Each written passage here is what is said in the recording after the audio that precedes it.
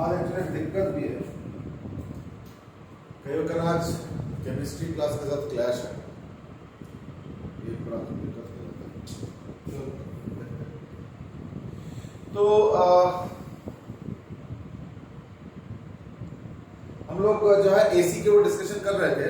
तो we have done about resonance, we have done quality of resonance, है ना, वो लंबा डेरिवेशन था, हमने उसको भी कंप्लीट कर दिया। इसके बाद आता है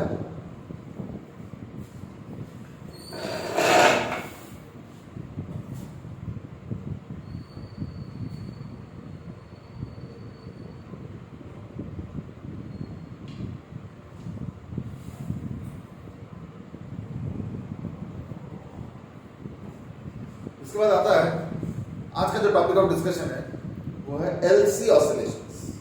ठीक है, एलसी ऑसिलेशंस पहले मार्क कर दूं।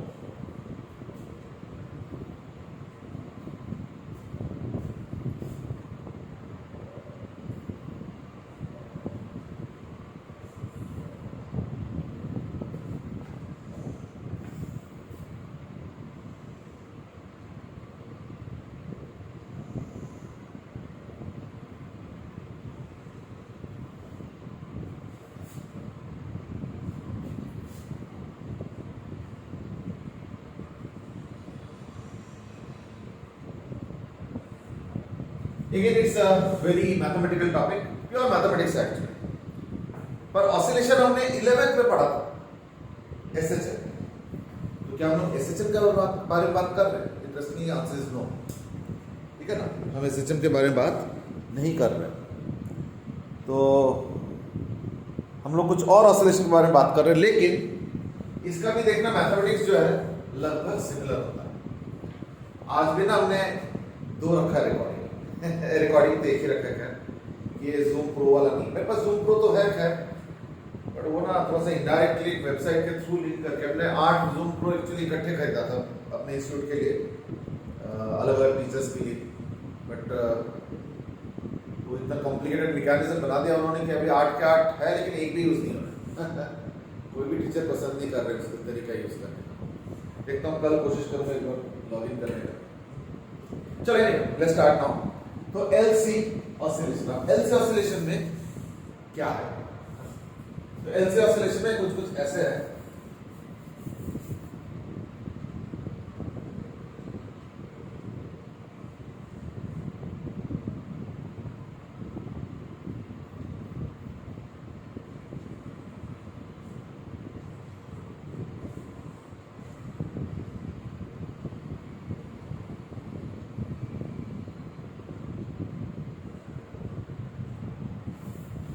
लेट अस से मेरे पास एक कैपेसिटर है, मेरे पास एक इंडक्टर है, और इनिशियली कैपेसिटर को सपोज मैंने चार्ज कर दिया, कितना ना, let's say Q not.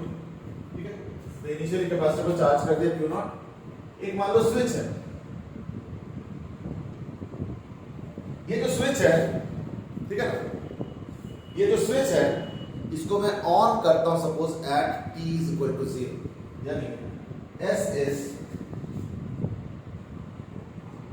put on at t is equal to 0, यानी t is equal to 0 पे मैं इस स्विच को पुट ऑन करता हूं। इनिशियली बाय द वे क्या है, इनिशियली ये जो कैपेसिटर है इसके पास चार्ज है Q नॉट। जैसे तुम स्विच ऑन करोगे, अगर ये इंडक्टर नहीं होता तो जरा सोचो, अगर ये इंडक्टर नहीं होता तो क्या होता है? तो होता ही है कि कैपेसिटर का चार्ज सारा डिस्चार्ज हो गया होता, इन्हें फ्लैश, यही हुआ होता। लेकिन इस केस में ऐसे नहीं हो पाएगा। क्यों नहीं हो पाएगा? क्योंकि इंडक्टर जल्दी से ना वोल्टेज या करंट को चेंज करने देता और ना ही जो है ड्रॉप करने देता और ना ही इंक्रीज करने देता जल्दी से।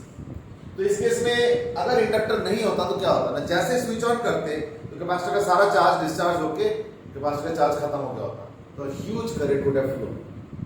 लेकिन यहाँ पे ये नहीं करने देगा, क्योंकि करंट पे सडन चेंज ना इंक्रीज की तरफ करने देता है इंडक्टर और ना ही डिक्रीज की तरफ करने देता है।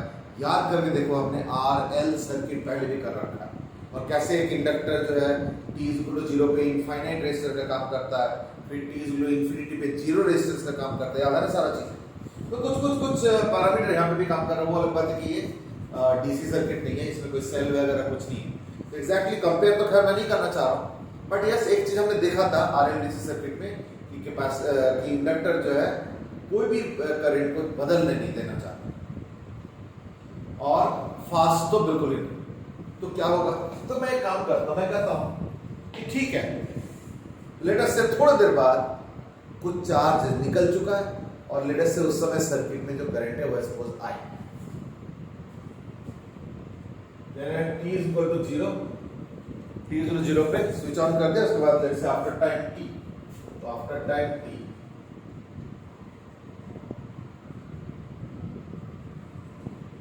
let us say the charge of capacitor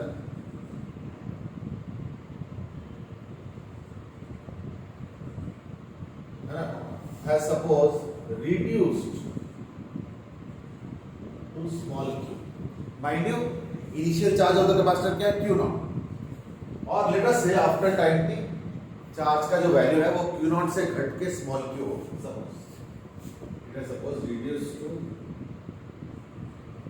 small, तो यानी Q0 की जगह भी हो गया सपोज स्मॉल।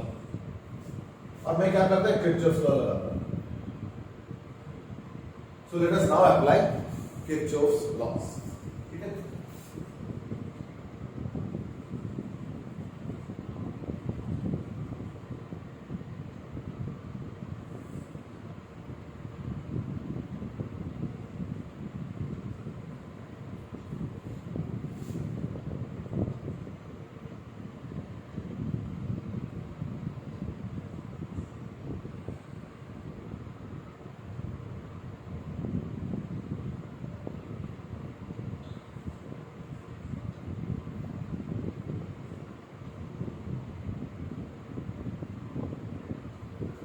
ठीक है, तो charge of capacity suppose reduce to small, अब सपोज मैं किरचॉफ्स लॉ इक्वेशन लगाता हूं यहां से, तो अगर मैं यहां से स्टार्ट करूंगा तो पहले माइनस प्लेट और फिर प्लस प्लेट ऐसे जा रहा हूं, यानी plus Q by C, plus Q by C minus L D I D,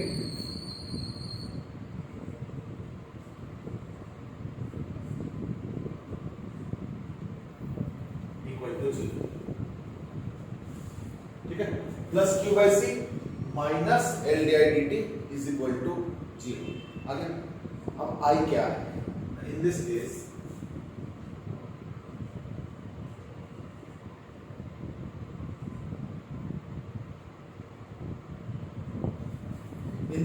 I is what ना equal to t small q dt, है ना, लेकिन with the minus sign.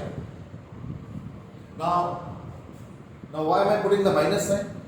Minus sign इसलिए क्योंकि इसका जो चार्ज है ना कैपेसिटर का, ये रिड्यूसिंग मोड में, इंक्रीजिंग मोड में नहीं है। इंक्रीजिंग होता तो मैं इसको dqdt लिखता, पर ये रिड्यूसिंग मोड में है, इसलिए मैं लिखूंगा माइनस dqdt, ठीक है ना, माइनस ऑफ dqdt। तो ये तो I हो गया, तो di dt क्या होगा, therefore di dt क्या होगा, इस I का भी डिफरेंशिएशन, यानी चार्ज का डबल डिफरेंशिएशन, यानी minus of,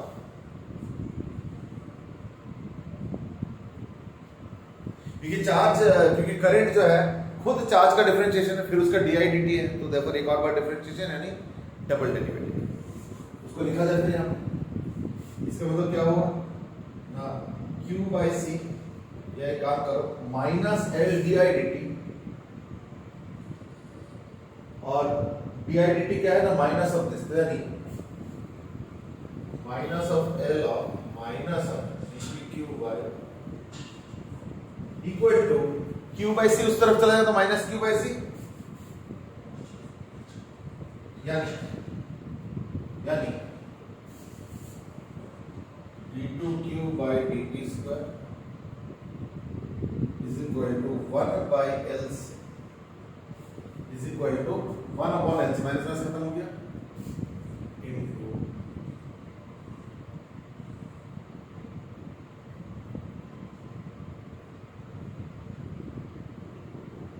is equal to 1 upon LC into small q.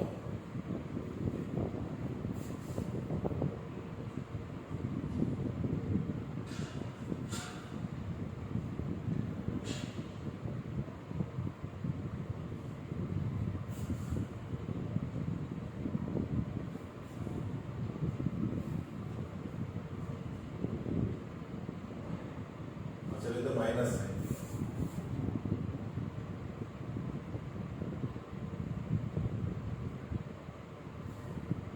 ठीक है। अब एक काम करो, जरा याद करके देखो क्लास 11 जो स्प्रिंग मास या इस तरीके से ऑसिलेशन होता था, याद आ रहा है ना, एसएचएफ, उसमें क्या होता था ना, उसमें ये होता था,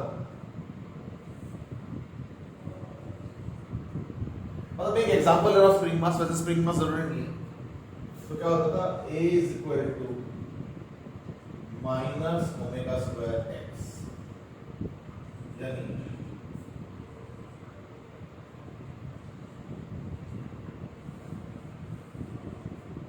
याद करके देखो ये होता था स्टैंडर्ड एसएचएम इक्वेशन। अब जरा इसको देखो, यहाँ पे x है, यहाँ पे q है, यहाँ पे माइनस है, यहाँ पे माइनस है, यहाँ पे एक ओमेगा स्क्वायर है, यहाँ पे एक 1 बाय LC है और x की जगह q, ठीक है।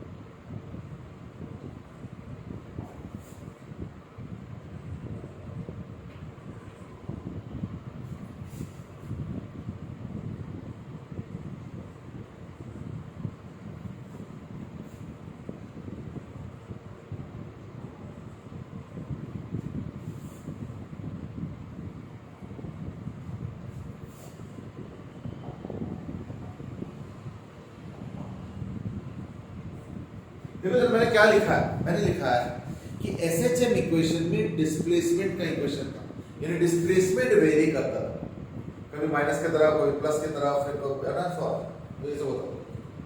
लेकिन यहाँ पे क्या हो गया, इक्वेशन में कंपेयर करो, बस x की जगह q हो गया, यानी पहले x का वैल्यू प्लस माइनस करके ऑसिलेट कर रहा था और उसके डिफरेंशियल इक्वेशन ये था, ठीक कार्बन कॉपी जैसे डिफरेंशियल इक्वेशन इस बार चार्ज को लेके आया। दिस इज रिप्रेजेंटिंग ऑसिलेशन, यानी यहाँ पे चार्ज ऑसिलेशन कर रहा है, ऑसिलेशन ऑफ चार्ज हो रहा है या नहीं, and that's why this is being called as LC oscillation.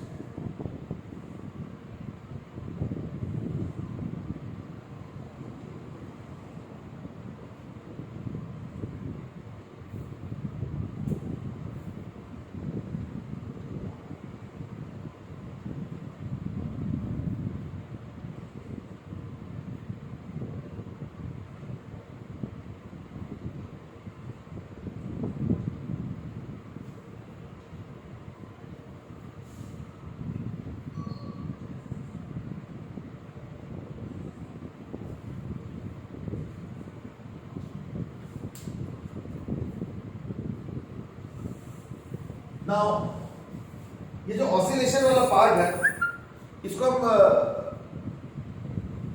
Equation में रिप्रेजेंट कैसे करें ना, याद करके देखो, इसका जो है ना स्टैंडर्ड सॉल्यूशन होता था x equal to a sine omega T. याद आ रहा है? इसका जो स्टैंडर्ड सॉल्यूशन है वो है x equal to a sine omega T. वैसे एक और सॉल्यूशन भी है, a cos ओमेगा टी।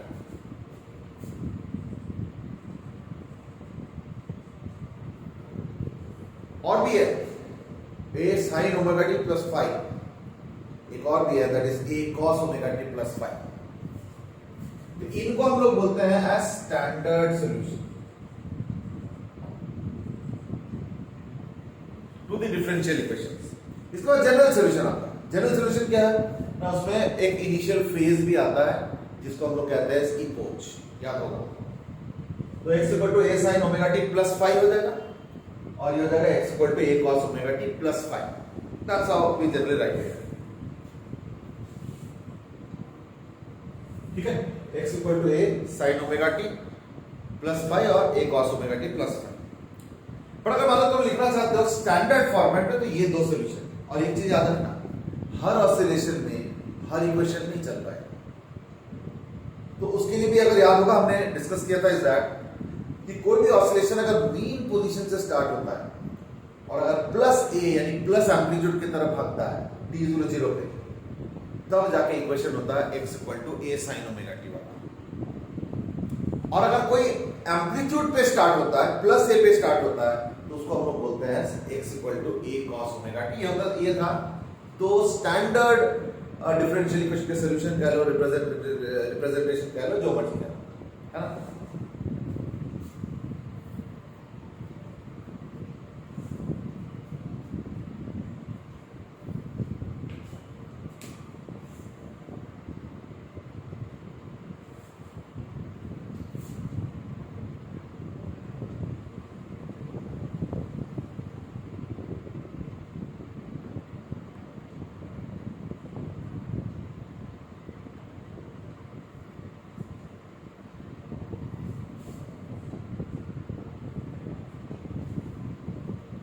ठीक है, तो चार्ज के कंटेक्स्ट में क्या हो जाएगा, मैं दो स्टैंडर्ड सॉल्यूशन निकालूंगा। अगर स्टैंडर्ड सॉल्यूशन फिट होता है तो, कई जगह देखना स्टैंडर्ड सॉल्यूशन फिट नहीं होता है। आई hope you remember all this things, हमने क्लास 11 में काफी डिस्कस किया था, मैं दोबारा डिस्कस नहीं करना चाह रहा।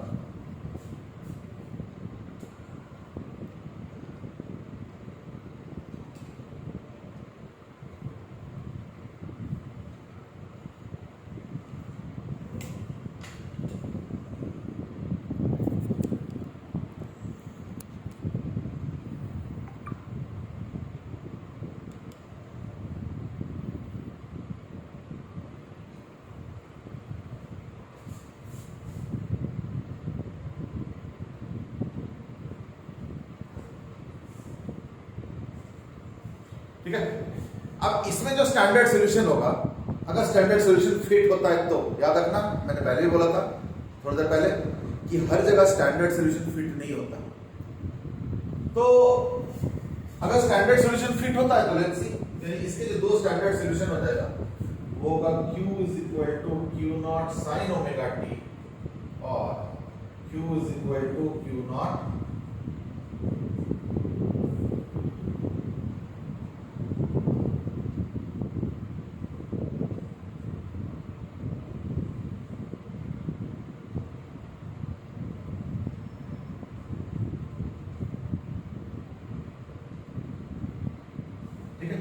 तो small q is equal to q not sine omega T और small q is equal to q not cos omega T, है ना। अब एक काम करो, तुम लोग सोच के मुझे बताओ कि क्या इन दोनों में से कोई स्टैंडर्ड सॉल्यूशन इस इक्वेशन को, जो हमारा एल से ऑसिलेशन था, उसको डिस्क्राइब करने के लिए सफिशिएंट है या चल पाएगा इन दोनों में से? बताओ जरा, या मुझे और इक्वेशंस के बारे में सोचना पड़ेगा? व्हाट डू यू फील, क्या लगता है? मैं ना वो डिफरेंशियल इक्वेशन, मैं ना वो जो सर्किट था एक बार दोबारा बना दूं।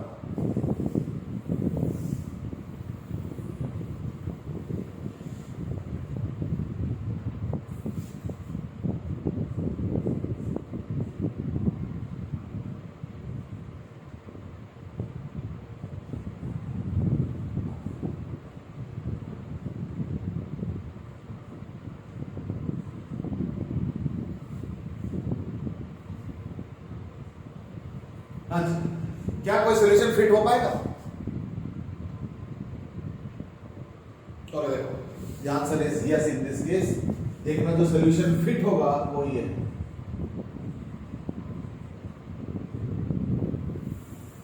Now let's look at one more aspect also, that is this omega. ये ओमेगा क्या है? ना एक काम करो, दोनों को कंपेयर करो। यहाँ पे x, यहाँ पे q, यहाँ पे भी x, यहाँ पे भी q, minus minus omega square यहाँ पे है और यहाँ पे 1/LC है। यानी मैं इतना तो लिख सकता हूँ फिर कि ओमेगा स्क्वायर 1/LC के बराबर। Therefore you have, मतलब therefore by comparison, by comparing क्या हो रहा है?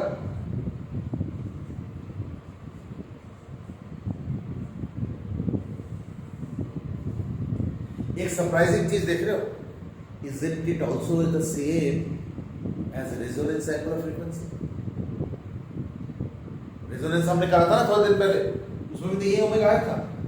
अब इसको कोइंसिडेंस कह लो या जो भी कह लो, इंटरेस्टिंगली कई सारे ऐसे सर्किट्स में जहां पे ऑसिलेटरी टाइप के सर्किट्स होता है ना, एलसी ऑसिलेशन टाइप के, वहां पे अक्सर ये वाला 1/LC रिपीट होता रहता है।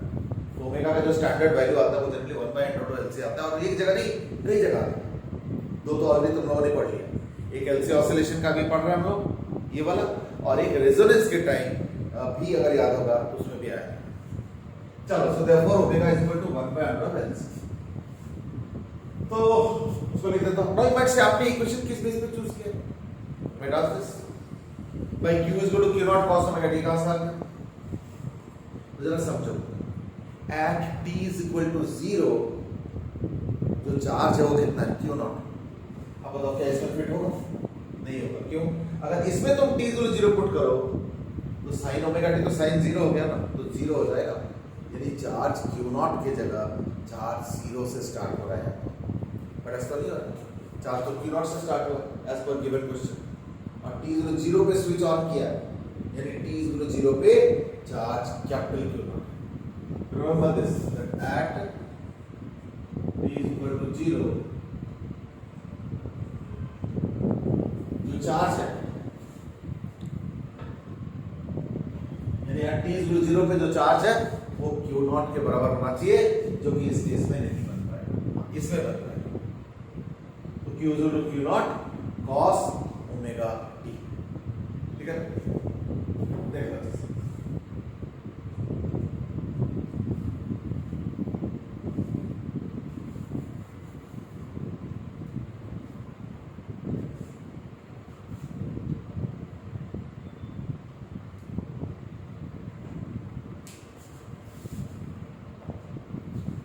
ठीक है? अच्छा, तो अगर ऐसे चार्ज होता है तो दैट केस इसका ग्राफ बनाना है।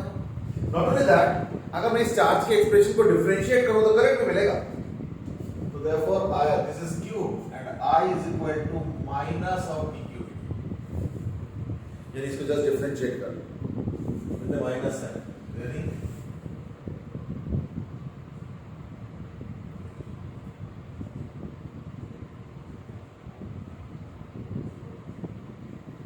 क्या आएगा?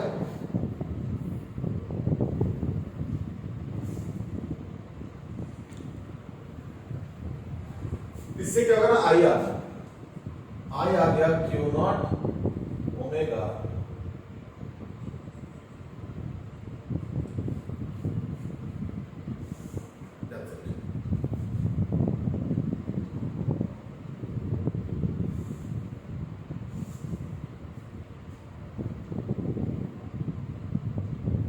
अगर मैं ग्राफ बनाता हूं तो क्या होगा?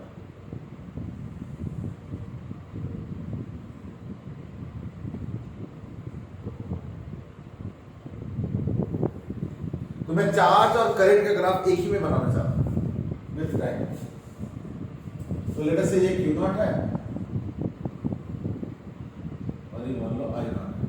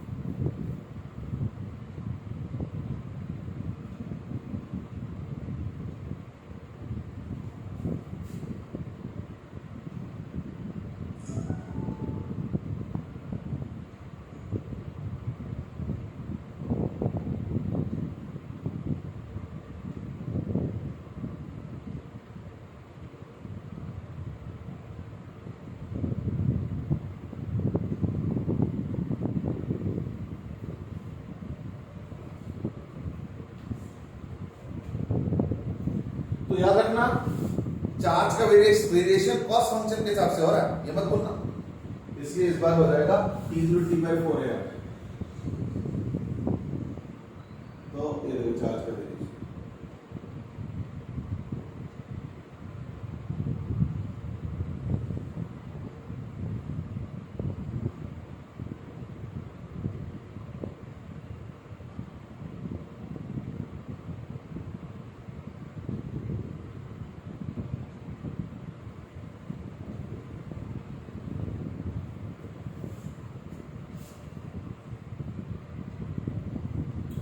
Bye the way I not क्या है ना, क्यू नॉट ओमेगा, ध्यान रखना।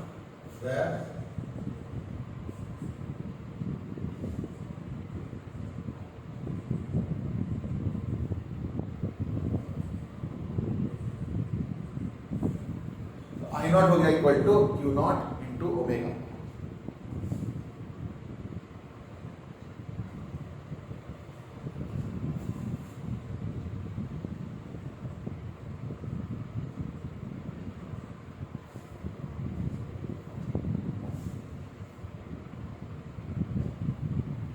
चलो, so that was about your charge का वेरिएशन। करंट का वेरिएशन याद रखना साइन फंक्शन है, तो देयरफॉर उसका हो जाएगा ऐसे।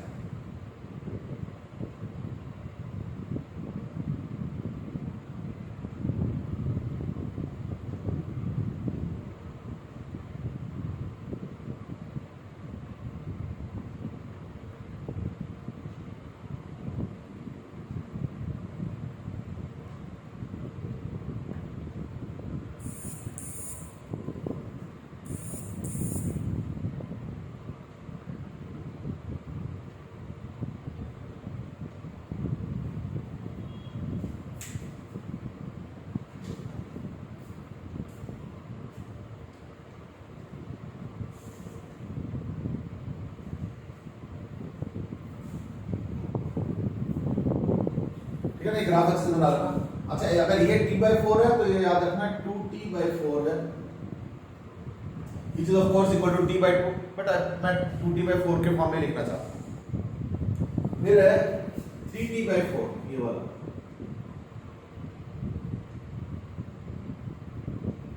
और ये ऑब्वियसली T यानी,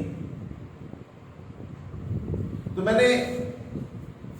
मैंने क्या किया, मैंने एक टाइम पीरियड के हिसाब से पूरा चीजें बनाई, ठीक है, वन टाइम पीरियड के लिए पूरा चीजें बनाई, तो 1/4 करके इस तरीके से बनाया, ठीक है। देखो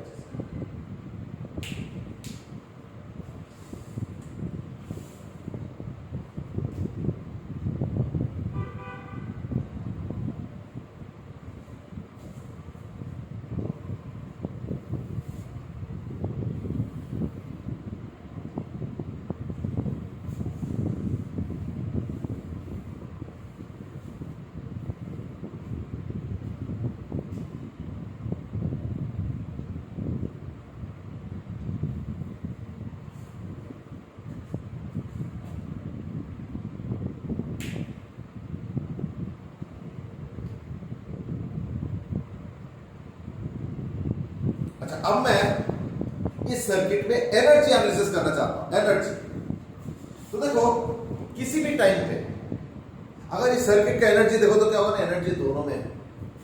कुछ एनर्जी इस कैपेसिटर में होगा जिसका फॉर्मूला हमें पता है Q²/2C, और कुछ एनर्जी इंडक्टर में होगा, और आई होप यू नाउ रिमेंबर कि इंडक्टर का जो एनर्जी होता है वो होता है ½ Li², ठीक है।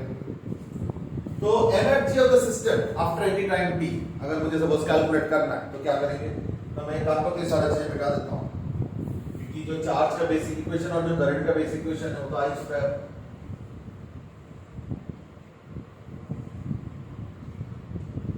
तो मैं लिखूंगा इस तरीके say that energy at any time t, the total stored energy at any time t ut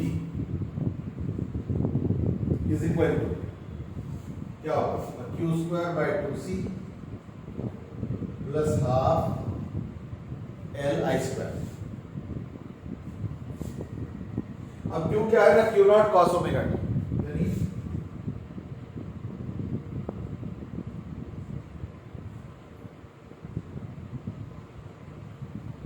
ठीक है ना, Q square by 2 plus half L I square plus half L into I बोलते जो Q not omega sine omega T का whole square यानी Q not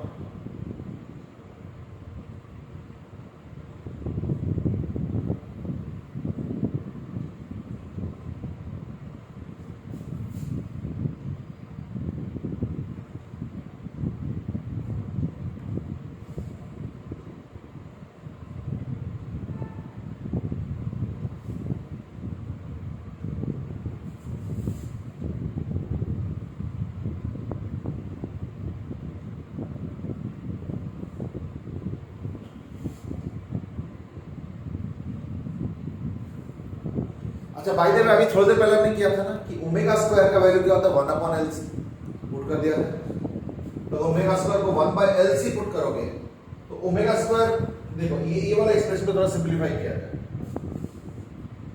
Q naught square omega square L by 2 ये जो चीज है ना ये वाला Q naught square omega square L by 2 इसको थोड़ा सिंपलीफाई किया है ये हो जाएगा equal to Q naught square L by 2 into omega square क्या होता है 1 बाय एल सी तो ये basically Q naught square by 2 C हो गया यानी मैं Q naught square by 2 C common ले सकता हूं इनटू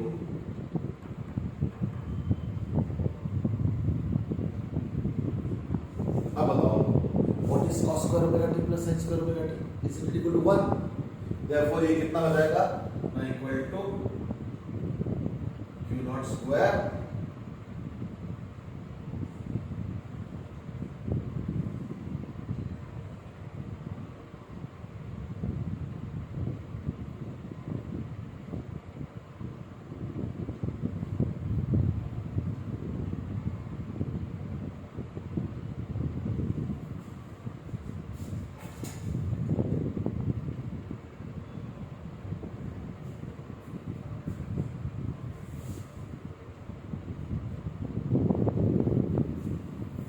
ठीक है Q naught square by 2c I hope you remember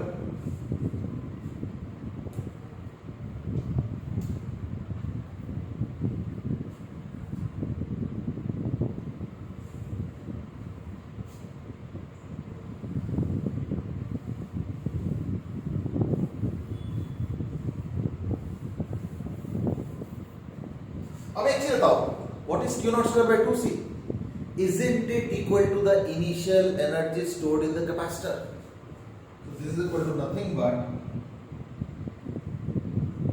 initial energy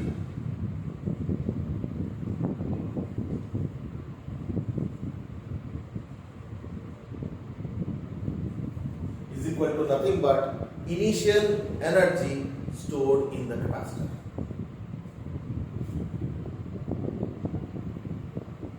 ठीक है देखो अच्छे से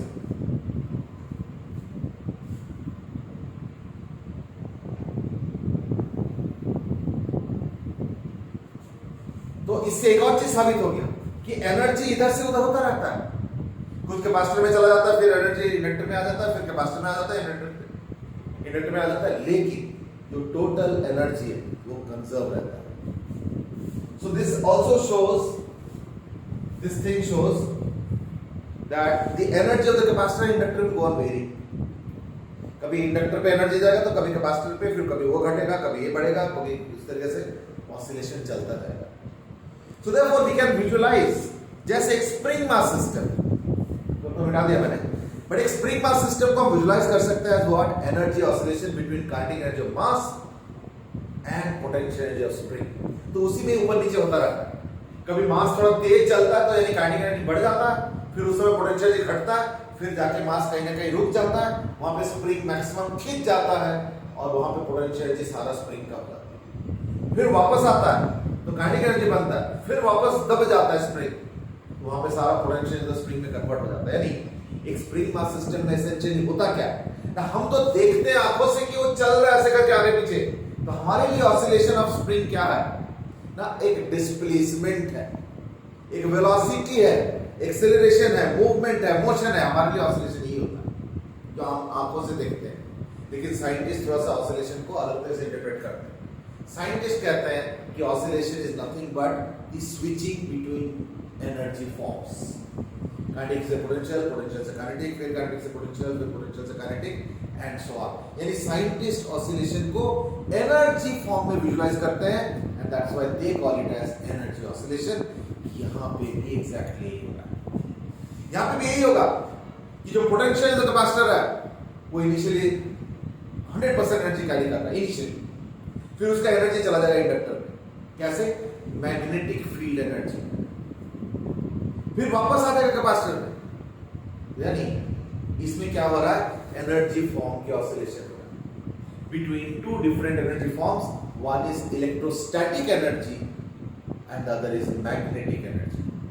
तो मैग्नेटिक और इलेक्ट्रोस्टैटिक एनर्जी के बीच में यहाँ पे ऑसिलेशन, मैग्नेटिक फील्ड एनर्जी और इलेक्ट्रोस्टैटिक फील्ड एनर्जी के बीच में यहाँ पे ऑसिलेशन कंटिन्यूअसली चलता है।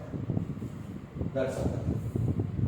तो किसी भी टाइम पे कैपेसिटर की एनर्जी और किसी भी टाइम पे अगर इंडक्टर की एनर्जी चाहिए वो तो याद है, और हमने डेरिवेटिव करके चेक करके देखा कि जो टोटल एनर्जी है वो कांस्टेंट रहता है। तो हमने अभी थोड़ी देर पहले ग्राफ बनाया था चार्ज और वोल्टेज का, सॉरी चार्ज और टाइम का, और करंट और टाइम के वेरिएशन का। ऐसे एनर्जी का ही बना सकते, अगर चाहो तो you can also make it for energy.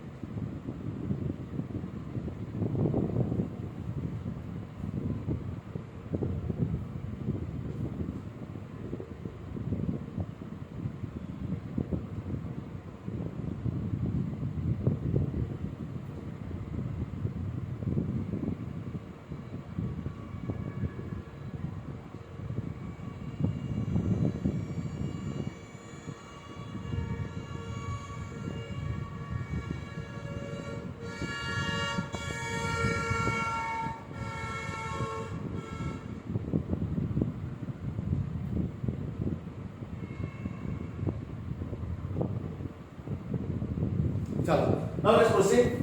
Suppose अब मैं पूछता हूँ तुमसे, is that let us say initially capacitor had an energy of Q naught, had a charge of Q naught. यानी Q at 0 is equal to suppose Q naught. So charge at t is equal to 0, suppose equal to Q naught.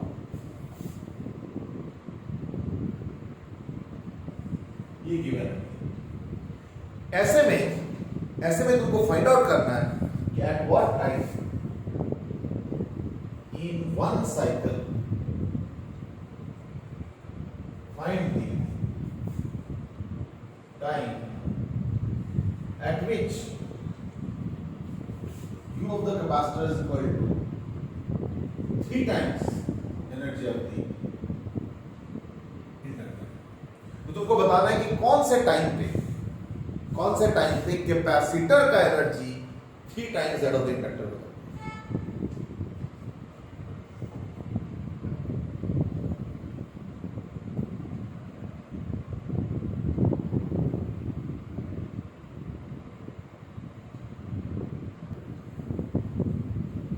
पहले बात तो खास करके energy को Q not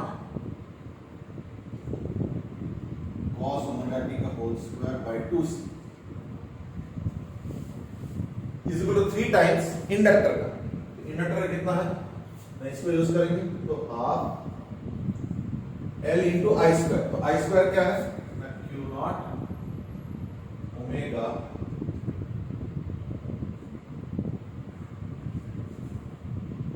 into तो half L I square.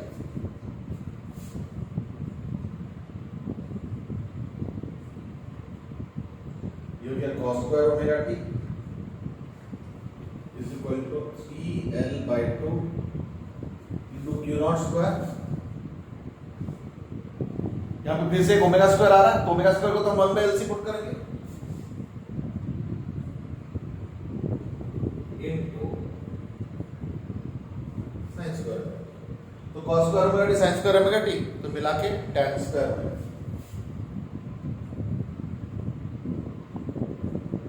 And that is equal to क्या बन रहा है ना, L L C C cancel, 2 2 cancel, Q naught square cancel, then equal to 1 by 3। तेरी tan ओमेगा टी क्या होगा,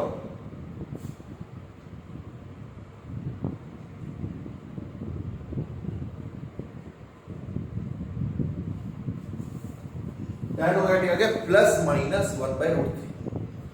याद रखना इसके मतलब ओमेगा टी कितना आएगा,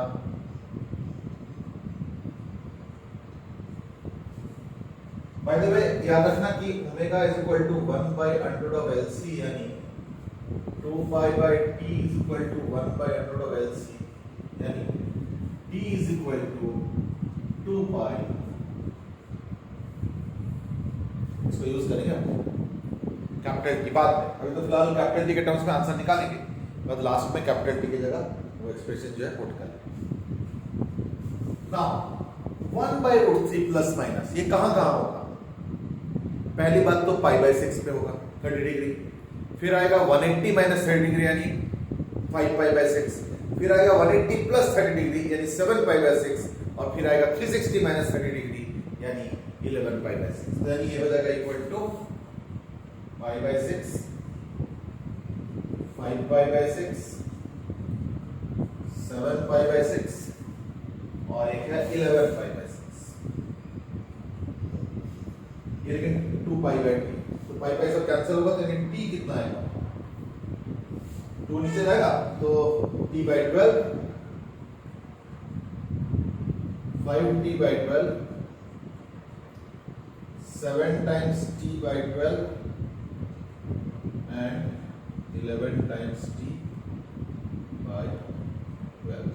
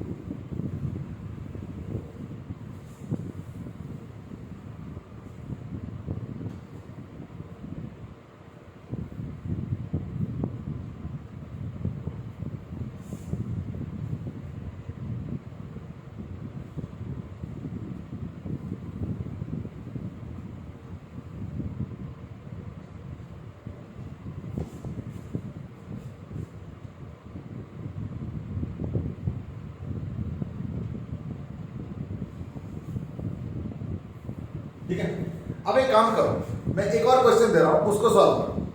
क्वेश्चन पलट देता हूं,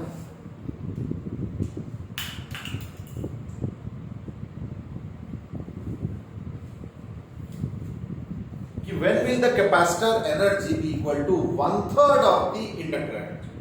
सॉल्व करो जरा। When will the capacitor energy be equal to 1/3 of, तो अब तुमको ज्यादा मेहनत नहीं करना चाहिए, तुमको इसी लाइंस में बस थोड़े से वो ओमेगा टी वगैरह कैसे कैसे आएगा वो करके और ये वैल्यू सेट कर, ये असली चीज है, असली चीज तो यहाँ पे ये वैल्यू सेट कर लो तो उससे टी आ जाएगा। वेयर लास्ट में लिख दें where T is equal to 2 pi under of L C, है ना? वो थोड़ा बहुत सिंप्लीफिकेशन वगैरह जो होना वो सब हो जाएगा, बाकी तो कर ही सकते हैं।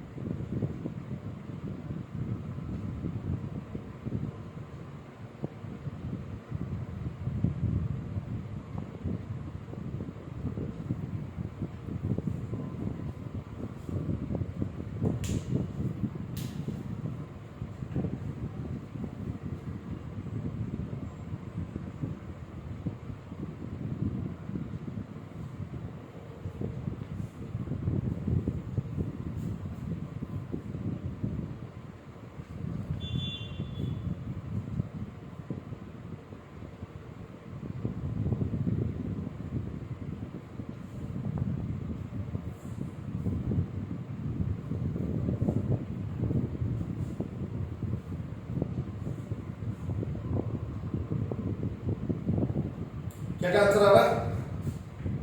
तो देखो अब क्या होगा ना, ये 1/3 हो गया, तो ये 3 की जगह 1/3 हो गया, ये 3 की जगह 1/3 हो गया, तो tan स्क्वायर ओमेगा टी हो गया 3, तो tan स्क्वायर यानी tan ओमेगा टी अब हो गया प्लस माइनस √3। अब √3 का मतलब क्या होता है? तो ओमेगा टी क्या होगा ना, tan इनवर्स √3, tan इनवर्स √3 में क्या होगा ना, π/3 2 π/3, है ना? एक है π/3 60 डिग्री, एक हो गया पाई माइनस π/3, एक पाई प्लस π/3, तो 4 π/3,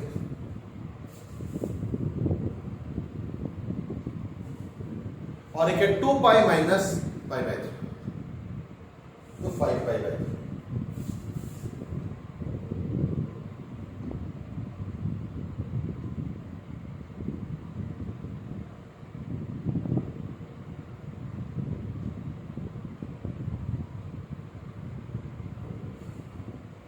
ठीक है, तो π/3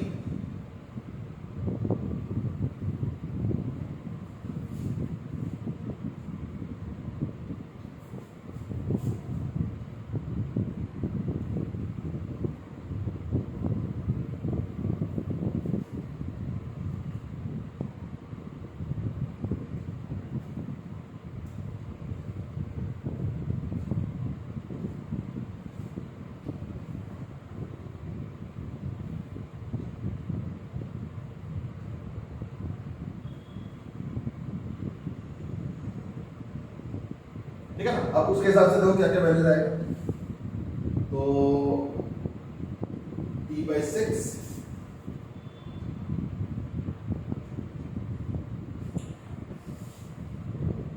2t/6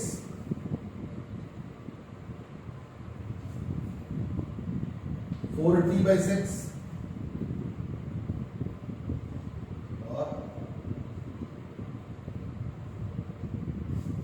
मतलब मुझे मालूम है, मुझे तो दिख रहा है कि कई कई जगह कैंसिल भी हो रहा है, जैसे 2t/6 4t/6, बट मैंने ना कैंसिल नहीं किया, मैं वो फॉर्मेट को मेंटेन कर रहा हूँ 6 के हिसाब से, तो t 2t 4t 5t इस तरीके से आप तो सिंप्लीफाई करना कर लो तो मर्जी है, but just to give the comparison. और t तो वही है 100 ऑफ 2 पाई अंडर LC, है ना? चलो ठीक है, सो that was about your energy in case of LC oscillation. ठीक है,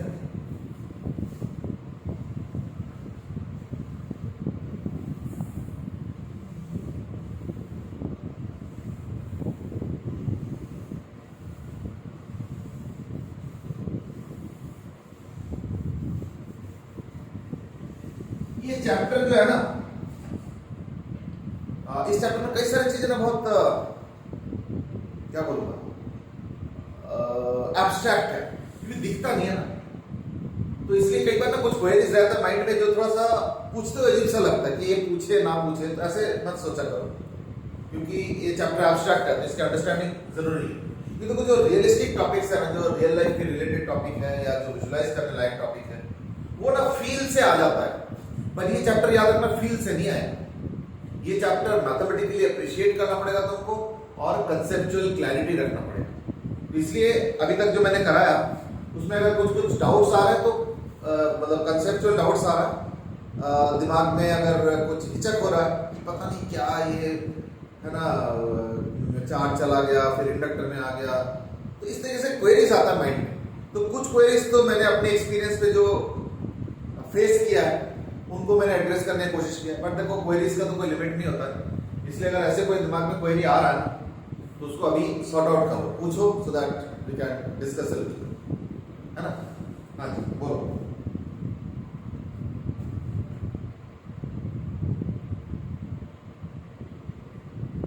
चैप्टर एब्स्ट्रैक्ट है, इसलिए अगर अभी कोई सवाल है तो पूछ लो। एनीथिंग है, ये मत सोचो कि ये पूछे ना पूछे, रेलिवेंट है इरेलीवेंट है, तो मैं डिसाइड करूंगा कि नहीं अभी डिस्कस नहीं करेंगे, कल डिस्कस करेंगे, या अभी डिस्कस नहीं करेंगे, दूसरे चैप्टर में डिस्कस करेंगे, है ना। अगर ऐसे हुआ और अगर रेलिवेंट है तो गुड टू डिस्कस है, देखना सबके लिए फायदा हो जाता है। एनीथिंग?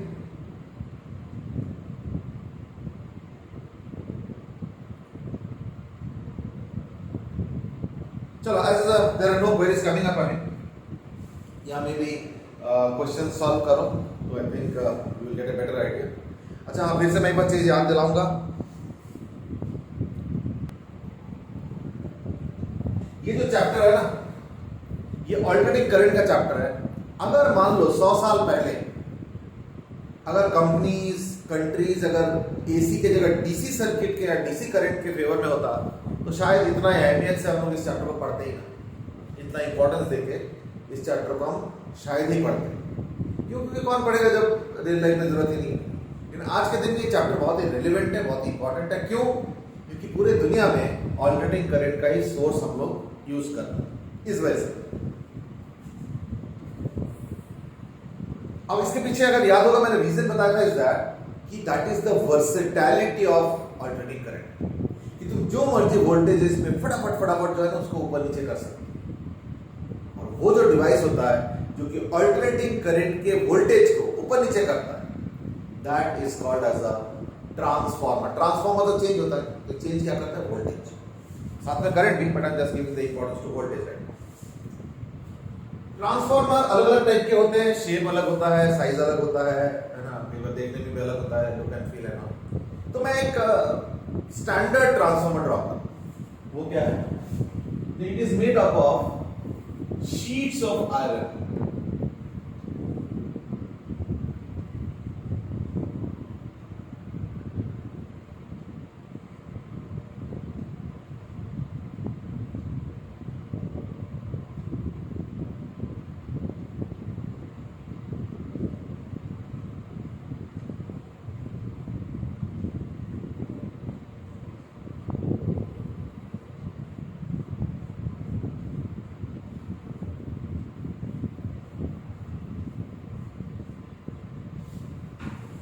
ये जो मैं इतने सारे लाइनें बना रहा हूं उसके पीछे रीजन ये है कि ट्रांसफार्मर में पता क्या किया जाता है? पतले से शीट लिया जाता है लोहे का, सॉफ्ट आयरन, और कटा हुआ शीट, एक सिंगल शीट ऐसे लिया जाता है। फिर एक इंसुलेशन लेयर चढ़ाया जाता है इसके ऊपर, फिर इसी तरीके के एक और सॉफ्ट आयरन का शीट उसके ऊपर रखा जाता है, फिर उसके ऊपर एक और इंसुलेशन लेयर, फिर एक और सॉफ्ट आयरन का लेयर, फिर एक इंसुलेशन लेयर, फिर एक सॉफ्ट आयरन का लेयर। इस तरीके से एक मोटे से वो बनाया जाता है structure which is like this. Now you might say एक सिंगल ब्लॉक ऑफ आयरन रख दिया होता, क्या ये आयरन का शीट रखा, फिर एक इंसुलेशन का लेयर चढ़ाया, फिर एक और लेयर ऑफ आयरन रखा, फिर इंसुलेशन का लेयर चढ़ाया, ये सब क्यों? तो ये सब सवाल का जवाब देखना धीरे धीरे इस टॉपिक के अंदर मिलेंगे कि हमने एक सिंगल ब्लॉक ऑफ आयरन क्यों नहीं यूज किया, हम लोग उसके जगह शीट्स ऑफ आयरन को रखा है और बीच बीच में इंसुलेशन के लेयर्स रखा है। ये है ना। अब देखो यहां पे क्या है कि ये देखो, ये इसका तरीका है,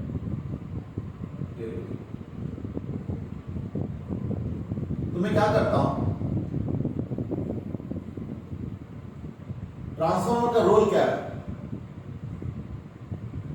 तो ट्रांसफार्मर का रोल होता है to either increase or decrease a given input voltage and give a output voltage of either higher value or a lower value depending on कि क्या need है। तो ये होता है इनपुट साइड। याद रखना जो ट्रांसफॉर्मर मैं डिस्कस कर रहा हूं वो सिर्फ और सिर्फ अल्टरनेटिंग करंट में काम करेगा, डायरेक्ट करंट में काम नहीं करेगा।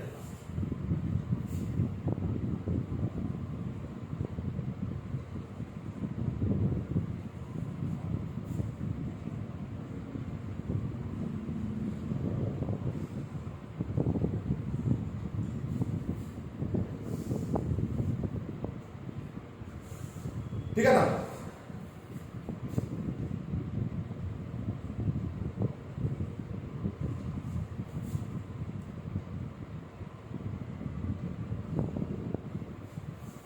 और क्या? और क्या ना? दिस बेसिकली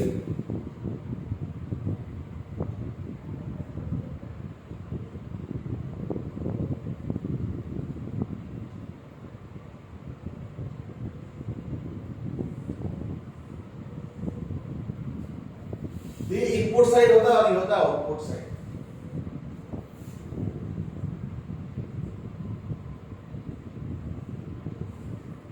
इनपुट साइड को हम लोग बोलते हैं प्राइमरी साइड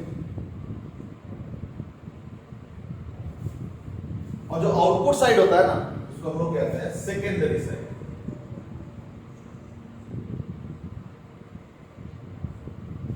नाम है, बस नाम से ज्यादा मत सोचो।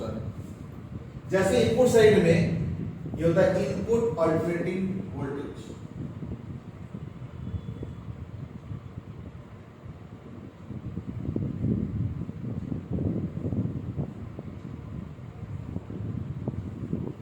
और इस तरफ भी एक कॉइल ऐसे होता है।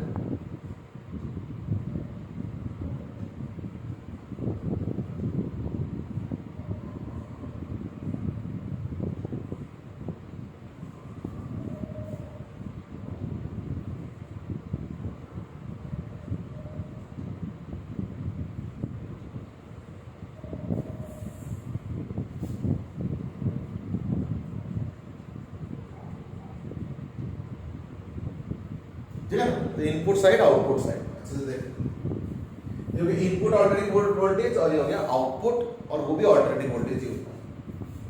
अब इसमें दो टाइप के ट्रांसफार्मर होता है। तो ट्रांसफार्मर बेसिकली टू टाइप्स।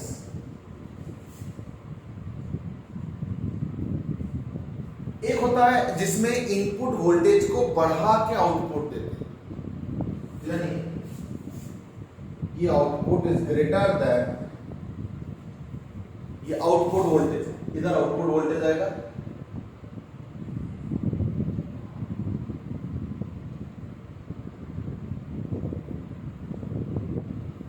और ये है इनिशियल इनपुट और ये आउटपुट है।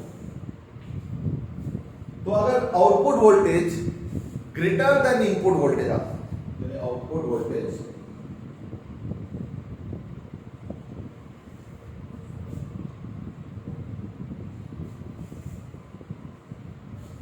तो ऐसे जो ट्रांसफार्मर यूज होता है उसको हम लोग बोलते हैं step up transformer. Step up, ऊपर की तरफ वोल्टेज का, this will be called as step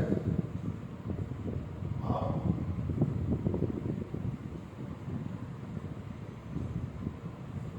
ठीक है ना? Step up transformer. और अगर output voltage less than input voltage होता है तो ये आउटपुट लेस देन इन, तो उस टाइप का जो ट्रांसफार्मर होगा उसको हम लोग बोलेंगे स्टेप डाउन ट्रांसफार्मर।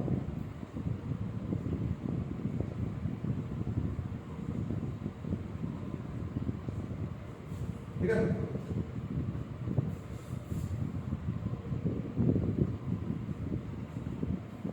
और देखो बराबरी तो नहीं करोगे, बराबरी पे ट्रांसफार्मर यूज ही क्यों करोगे? ट्रांसफार्मर का पर्पस क्या है कि तुम्हारे पास कुछ इनपुट वोल्टेज है, मान लो 20 है, पर तुमको चाहिए 50, तो 20 को 50 बनाना है, तो यानी स्टेप अप करना है, तो स्टेप अप ट्रांसफॉर्मर यूज करेंगे। बट मान लो तुम्हारे पास 200 वोल्ट है और तुमको सिर्फ 6 वोल्ट चाहिए, 8 वोल्ट चाहिए, 12 वोल्ट चाहिए, 10 वोल्ट चाहिए, मतलब कम वोल्ट चाहिए, तो then we will do what is called as step down transformer.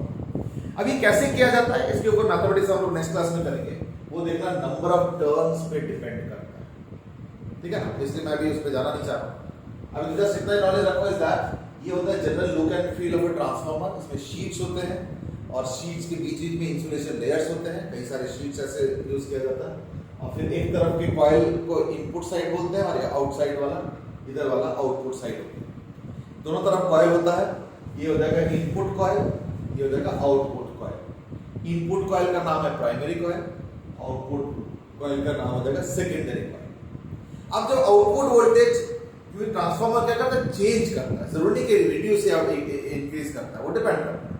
तो अगर ट्रांसफॉर्मर वो वाला है जो कि वोल्टेज को बढ़ाता है तो स्टेप अप और घटाता है तो स्टेप डाउन। नहीं बट से बढ़ाना तो समझ जाते, घटाना क्यों जरूरत है ना। देखो आज के दिन में जो चार्जर्स यूज होता है ना मोबाइल में, ये सारे चिप बेस्ड हो गए।